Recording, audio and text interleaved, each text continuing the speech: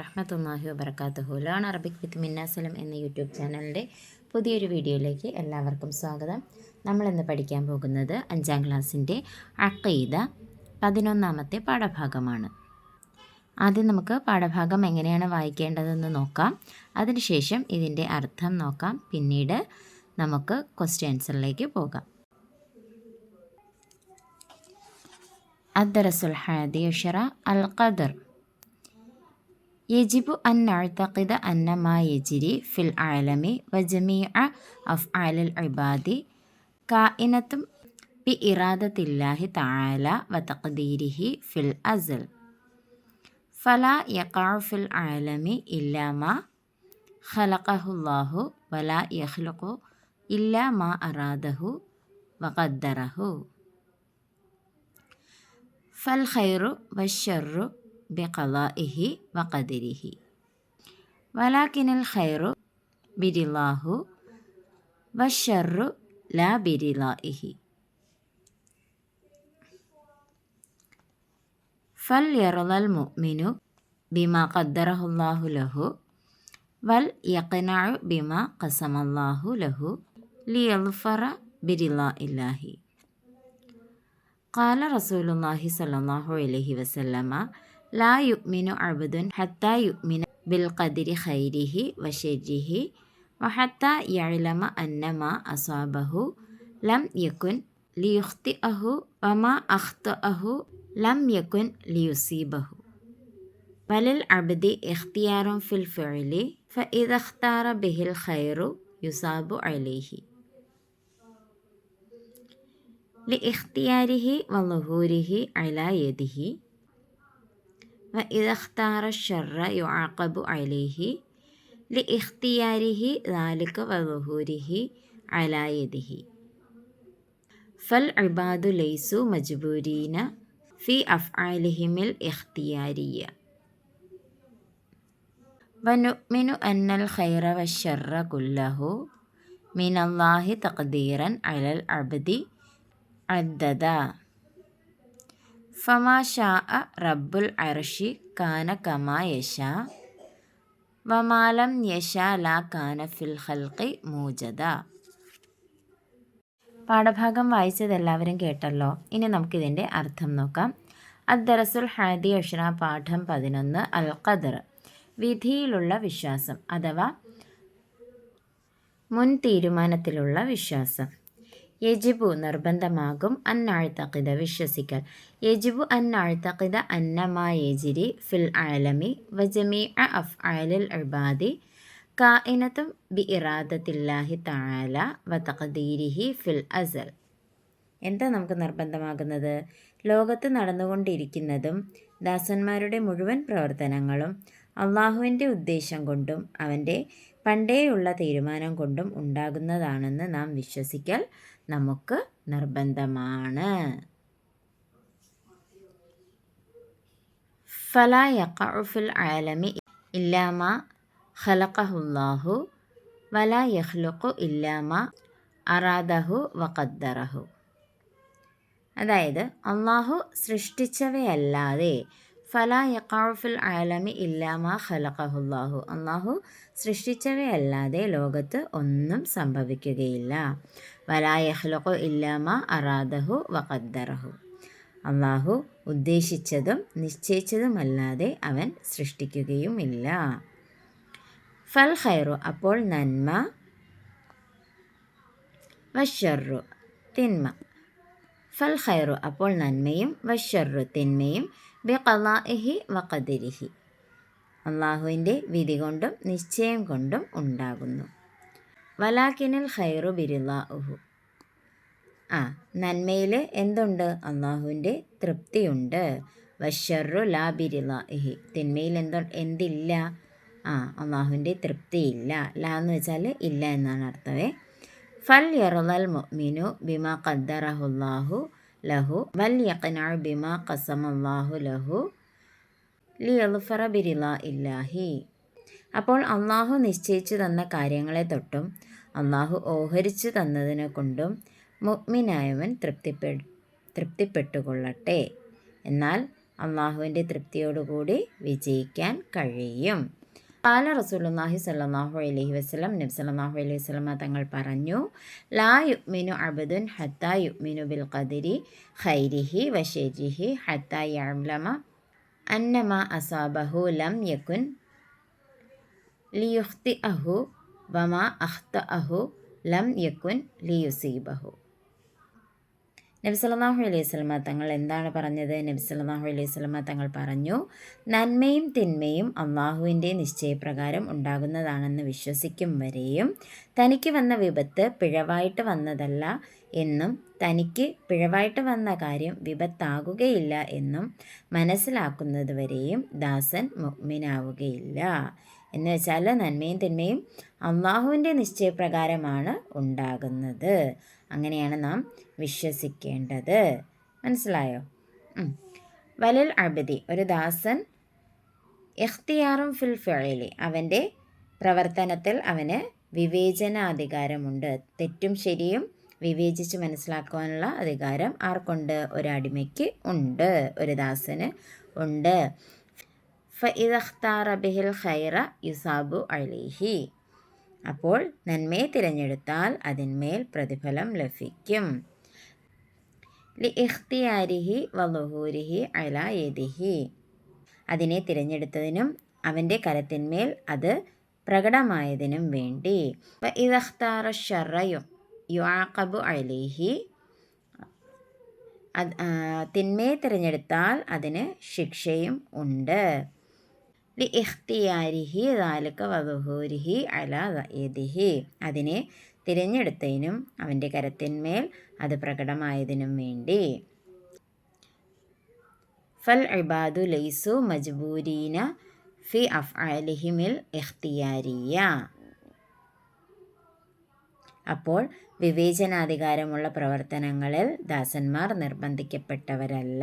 വനുഅ്മിനു മിൻ അന്നൽ ഖൈറ വശർറ കുല്ലഹു മിനല്ലാഹി തഖ്ദീറൻ അലൽ അബ്ദി അദ്ദദ ഫമാ ശാഅ റബ്ബുൽ അർശി കാന കമാ യശാ വമാ ലം യശാ ലാ കാന ഫിൽ ഖൽഖി മൂജദ. എന്താ അതിനർത്ഥം? നിശ്ചയം നന്മയും തിന്മയുമായ എല്ലാ കാര്യങ്ങളും അടിമയുടെ മേൽ അള്ളാഹു മുൻകൂട്ടി തീരുമാനിച്ചതാണെന്ന് നാം വിശ്വസിക്കണം. അർഷിൻ്റെ റബ്ബ് ഉദ്ദേശിക്കുന്നത് പോലെ ഉണ്ടാകും. അവൻ ഉദ്ദേശിക്കാത്തത് സൃഷ്ടിയിൽ ഉണ്ടാകുകയുമില്ല എന്നാണ് അതിൻ്റെ അർത്ഥം. ഈ പാഠഭാഗത്ത് നിന്ന് എന്താണ് കൂടുതലായിട്ട് മനസ്സിലാക്കാനുള്ളത്? ആദ്യം മുതൽ ഒന്നുകൂടി നോക്കിയാലോ.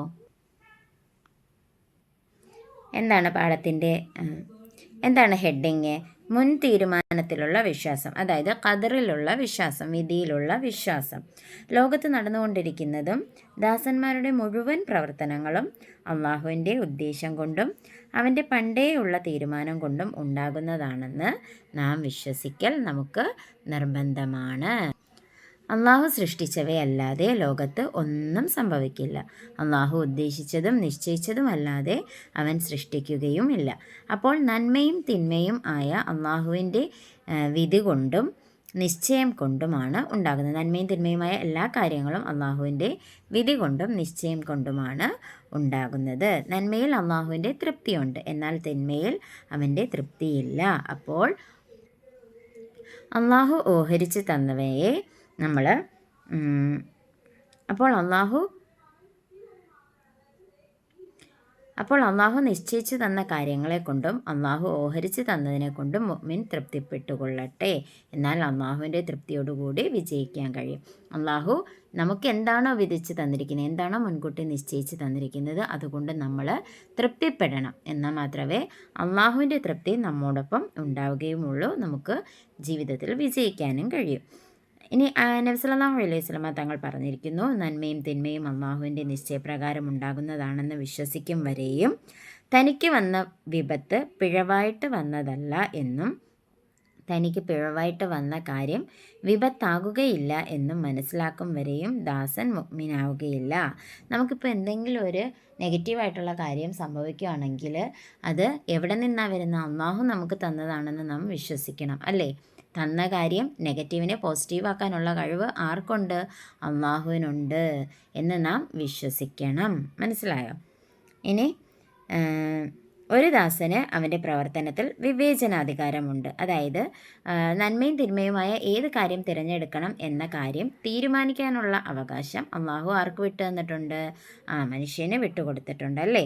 അപ്പോൾ നന്മയെ തിരഞ്ഞെടുത്താൽ അതിൻ്റെ പ്രതിഫലം ലഭിക്കും. അതിനെ തിരഞ്ഞെടുത്തതിനും അവൻ്റെ കരത്തിന്മേൽ അത് പ്രകടമായതിനും വേണ്ടി നന്മ തിരഞ്ഞെടുക്കുന്നവർക്ക് അള്ളാഹു എന്ത് കൊടുക്കും?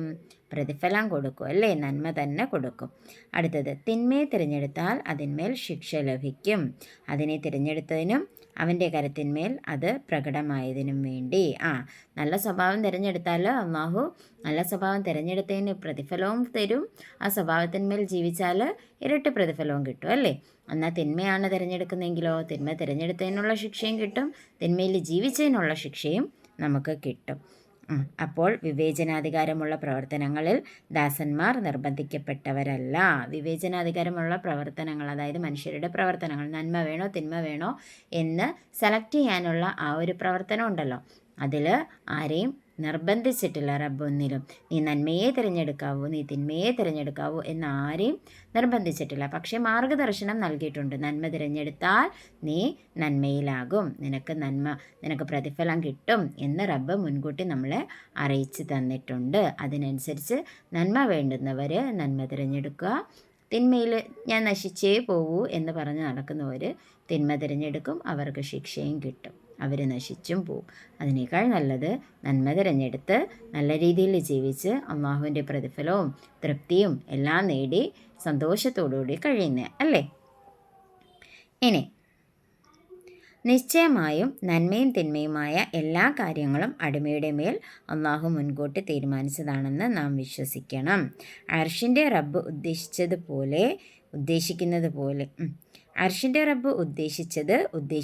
പോലെ ഉണ്ടാകും. അവൻ ഉദ്ദേശിക്കാത്തത് സൃഷ്ടിയിൽ ഉണ്ടാകുകയുമില്ല. അല്ലാഹു തആല എന്ത് കാര്യമാണോ ഒരു മനുഷ്യനിൽ ഉദ്ദേശിച്ചിരിക്കുന്നത് അത് ഉദ്ദേശിച്ചതുപോലെ തന്നെ നടക്കും. എന്നാൽ അവൻ ഉദ്ദേശിക്കാത്തതൊന്നും തന്നെ മനുഷ്യൻ എത്ര വിചാരിച്ചാലും നടക്കുകയും ഇല്ല എന്നാണ് ഈ പാഠഭാഗത്തിലൂടെ നമ്മൾ പഠിക്കുന്നത്. അപ്പോൾ നന്മയും തിന്മയുമായ എല്ലാ കാര്യങ്ങളും എവിടെ നിന്നാണ് വരുന്നത്? അള്ളാഹുവിൽ നിന്നാണ് വരുന്നത് അല്ലേ? അതാണ് നമ്മൾ മെയിനായിട്ട് മനസ്സിലുറപ്പിച്ച് വെക്കേണ്ട കാര്യം. അപ്പോൾ ഇനി നമുക്ക് ക്വസ്റ്റ്യൻ ആൻസർ നോക്കാം. അജിബ് അല്ലവൽ കൈഫ നഅ്തഖിദു ബിൽ ഖദരി. ഖദറിൽ വിശ്വസിക്കേണ്ടത് എങ്ങനെയാണ്? അതായത് മുൻകൂട്ടിയുള്ള തീരുമാനത്തിൽ വിശ്വസിക്കേണ്ടത് എങ്ങനെയാണ് എന്നാണ് ചോദ്യം. യജിബു അൻ നഅ്തഖിദ അന്ന മാ യജ്രി ഫിൽ ആലമി വജമീഅ അഫ്ആലിൽ ഇബാദി കായിനത്തുൻ ബിഇറാദത്തില്ലാഹി തആല വതഖദീരിഹി ഫിൽ അസൽ ഫലാ യഖഉ ഫിൽ ആലമി ഇല്ലാ മാ ഖലഖഹുല്ലാഹു വലാ യഖ്ലുഖു ഇല്ലാ മാ അറാദഹു വഖദ്ദറഹു ഫൽ ഖൈറു വശ്ശർറു ബിഖദാഇഹി വഖദരിഹി. എന്നുവെച്ചാൽ എന്താ അർത്ഥമെന്നറിയാമല്ലോ. ലോകത്ത് നടന്നുകൊണ്ടിരിക്കുന്നതും ദാസന്മാരുടെ മുഴുവൻ പ്രവർത്തനങ്ങളും അള്ളാഹുവിൻ്റെ ഉദ്ദേശം കൊണ്ടും അവൻ്റെ പണ്ടേയുള്ള തീരുമാനം കൊണ്ടും ഉണ്ടാകുന്നതാണെന്ന് നാം വിശ്വസിക്കൽ നമുക്ക് നിർബന്ധമാണ്. അള്ളാഹു സൃഷ്ടിച്ചവയല്ലാതെ ലോകത്ത് ഒന്നും സംഭവിക്കുകയില്ല. അള്ളാഹു ഉദ്ദേശിച്ചതും നിശ്ചയിച്ചതുമല്ലാതെ ഒന്നും അവൻ സൃഷ്ടിക്കുകയുമില്ല. അപ്പോൾ നന്മയും തിന്മയും അള്ളാഹുവിൻ്റെ വിധി കൊണ്ടും നിശ്ചയം കൊണ്ടും ഉണ്ടാകുന്നു. നന്മയിൽ അള്ളാഹുവിൻ്റെ തൃപ്തിയുണ്ട്, തിന്മയിൽ അതില്ല എന്നാണ് നമ്മൾ വിശ്വസിക്കേണ്ടത്. അപ്പോൾ നന്മയും തിന്മയും അള്ളാഹുവിൻ്റെ വിധി കൊണ്ടും നിശ്ചയം കൊണ്ടുമാണ് ഉണ്ടാകുന്നതെന്നാണ് നാം വിശ്വസിക്കേണ്ടത്. അടുത്ത ക്വസ്റ്റ്യൻ നോക്കാം. മൽ ഫർഖു ബൈനൽ ഖൈരി വശ്ശരി. നന്മയും തിന്മയ്ക്കും ഇടയിലുള്ള വ്യത്യാസം എന്ത്? വലാക്കിനൽ ഖൈറു ബിറിളാഹു. നന്മയിൽ അള്ളാഹുവിൻ്റെ തൃപ്തിയുണ്ട്. വശ്ശർറു ലാ ബിറിളാഇഹി. തിന്മയിൽ അള്ളാഹുവിൻ്റെ തൃപ്തി ഇല്ല. അതാണ് വ്യത്യാസം. അടുത്ത ക്വസ്റ്റ്യൻ നോക്ക്. ലിമ യുസാബുൽ അബ്ദു വയുഅഖബു ഇദാ കാനൽ കുല്ലു ബിഖദരില്ലാഹി. എല്ലാ കാര്യങ്ങളും അള്ളാഹുവിൻ്റെ നിശ്ചയപ്രകാരമായാൽ ഒരു ദാസന് പ്രതിഫലവും ശിക്ഷയും ലഭിക്കുന്നത് ഏത് കാര്യത്തിന് വേണ്ടിയാണ്? ഏത് കാര്യത്തിന് വേണ്ടിയാ? നമ്മൾ നേരത്തെ പഠിച്ചിട്ടുണ്ടായിരുന്നു. നന്മയും തിന്മയും തിരഞ്ഞെടുക്കാനുള്ള വിവേചനാധികാരം അള്ളാഹു ആർക്ക് കൊടുത്തിട്ടുണ്ട്? അവൻ്റെ അടിമകൾക്ക്, അവൻ്റെ ദാസന്മാർക്ക് നൽകിയിട്ടുണ്ട്. അപ്പോൾ അത് തിരഞ്ഞെടുക്കുന്നതിൻ്റെ പേരിലാണ് അവർക്ക് ശിക്ഷ ലഭിക്കുന്നതും പ്രതിഫലം ലഭിക്കുന്നതും അല്ലേ? വലൽ ഇബാദു ഇഖ്തിയാറും ഫിൽ ഫിഅലി ഫഇദ ഇഖ്താറ ബിഹിൽ ഖൈറ യുസാബു അലൈഹി ലിഇഖ്തിയാരി വളുഹൂരിഹി അലാ യദിഹി വഇദ ഇഖ്താറ ശർറ യുആഖബു അലൈഹി ലിഇഖ്തിയാരിഹി ദാലിക വളുഹൂരിഹി അലാ യദിഹി. അപ്പോൾ എന്തുകൊണ്ടാണ് ശിക്ഷയും പ്രതിഫലവും ഒക്കെ കിട്ടുന്നത്? ഒരു ദാസന് അവൻ്റെ പ്രവർത്തനത്തിൽ വിവേചനാധികാരമുണ്ട്. അപ്പോൾ നന്മ തിരഞ്ഞെടുത്താൽ അതിന്മേൽ പ്രതിഫലം ലഭിക്കും. അത് തിരഞ്ഞെടുത്തതിന് അതിൻ്റെ കരത്തിന്മേൽ അവന് പ്രതിഫലവും കിട്ടും. തിന്മ തിരഞ്ഞെടുത്താൽ അതിന്മേൽ ശിക്ഷ ലഭിക്കും. അത് തിരഞ്ഞെടുത്തതിന് അവൻ്റെ കരത്തിന്മേൽ അത് പ്രകടമായതിനും വേണ്ടി അവന് ശിക്ഷയും ലഭിക്കും. അപ്പം മനസ്സിലായല്ലോ. നന്മ തിരഞ്ഞെടുത്തവന് അത് തിരഞ്ഞെടുത്തു എന്നതിൻ്റെ പേരിൽ അവന് പ്രതിഫലവും, അതിന്മേൽ ജീവിച്ചാൽ അതിനും പ്രതിഫലവും കിട്ടും. തിന്മ തിരഞ്ഞെടുത്തവന് തിന്മ തിരഞ്ഞെടുത്തു എന്ന പേരിൽ ശിക്ഷയും, അതിന്മേൽ ജീവിച്ചാൽ അതിനുള്ളതും കിട്ടും. മനസ്സിലായോ? അടുത്തത് കമ്മിൽ പൂരിപ്പിക്കുക. ഫൽ ഇബാദു ലൈസു ഡാഷ് ഫി അഫ്ആലിഹിമിൽ ഇഖ്തിയാരിയ. ഫൽ ഇബാദു ലൈസു മജ്ബൂരീന ഫി അഫ്ആലിഹിമിൽ ഇഖ്തിയാരിയ. വനുഅ്മിനു അന്നൽ ഖൈറ ഡാഷ് ഡാഷ് അദ്ദദ. വനുഅ്മിനു അന്നൽ ഖൈറ വശർറ കുല്ലഹു മിനല്ലാഹി തഖ്ദീറൻ അലൽ അബ്ദി അദ്ദദ. അപ്പോൾ ഈ പാഠഭാഗത്തിൻ്റെ ചോദ്യോത്തരങ്ങളും വിശദീകരണവും എല്ലാം മനസ്സിലായി എന്ന് വിശ്വസിക്കുന്നു. ഇൻഷാ അല്ലാഹ് മറ്റൊരു പാഠഭാഗവുമായി കാണും വരെ മഅസ്സലാമ.